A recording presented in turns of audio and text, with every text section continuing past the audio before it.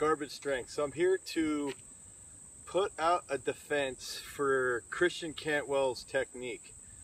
A lot of people are going to make fun of me, call me I'm a Cantwell blowhard, but I've been trolling around on YouTube, trolling the trolls, trying to see what people say, why they're always saying Cantwell's technique is trash.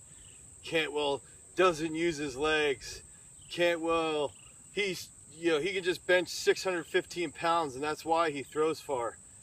First, he doesn't throw far because he benches 615 pounds, because as I covered in previous videos, a bench of 615 pounds is way past the point of diminishing returns. Why does Cantwell throw far? He throws far because he has good technique. Oh my gosh, somebody thinks Cantwell has good technique. That's terrible. I must be an idiot. But there's 3 or 4 things that he does very, very well. I want to go over what he does well first, and then put a hole in your argument about how he doesn't use his legs and how stupid you are for thinking he doesn't use his legs. First of all, out of the back, Cantwell here, he tends to pull a bit with his left shoulder. Everybody thinks this is a giant mistake.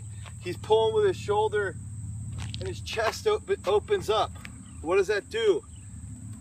Gets his right foot down faster. The dude's 6'6". He hits a really, really good power position at the front. His chest opens up, and if you watch, I'll put in pictures of Reese Hoffa, I'll put in pictures of Malachowski, I'll put in pictures of Harding. Cantwell does this really well.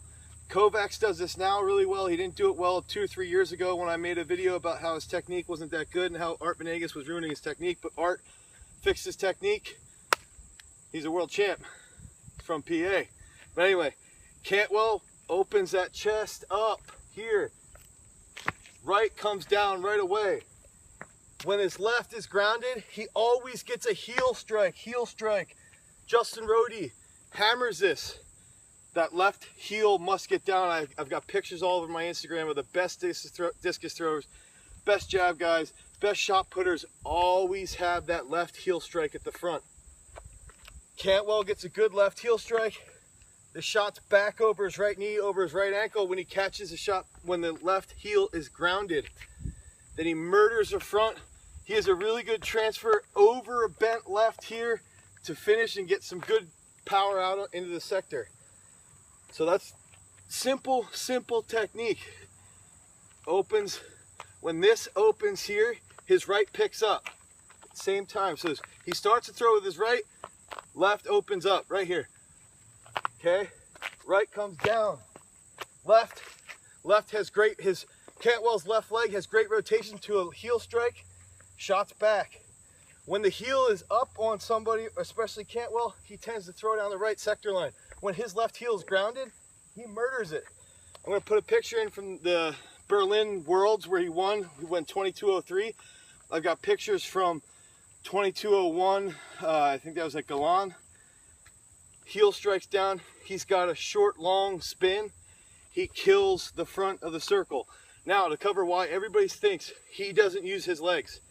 He doesn't use his legs because it looks like it because he's 6'6". But since when do you need to squat to throw far or to produce power for that matter? You don't produce power.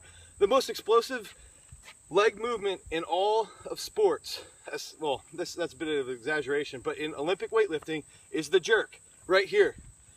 It's a 4-inch dip. Jerk is dip, drive, split. 4 inches max. You don't see guys at Worlds going down here and doing a thruster, but do we watch Dmitry Klokov do a jerk and go, oh well, he's not using his legs. He's only dipping 4 inches. It's the same with a vertical jump. There's science that backs up.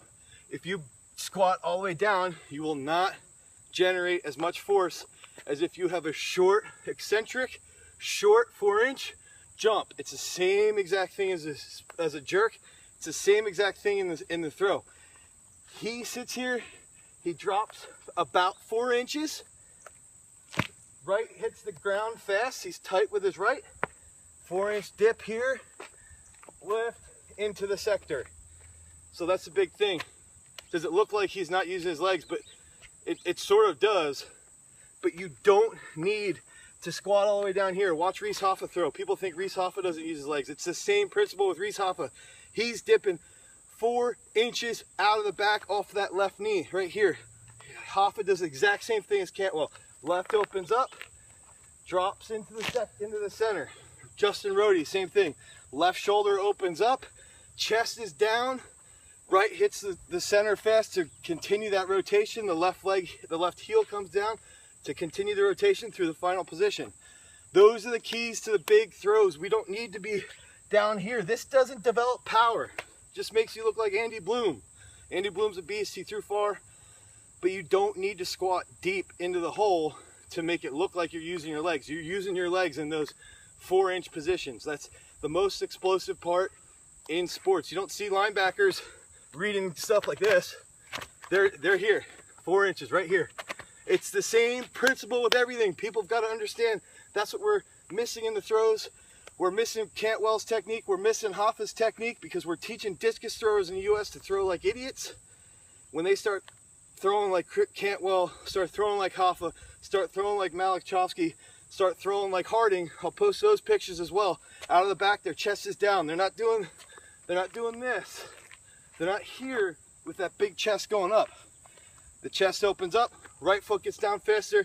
They're in a short, long spin, big throws. Cantwell's one of the best ever. He's got with 3, 4 world titles, silver medalist at the Olympics. He's one of the best throwers ever. He's a beast. Use his technique and you will throw far. Use Hoffa's technique and you will throw far. Use Rhodey's technique, you will throw far.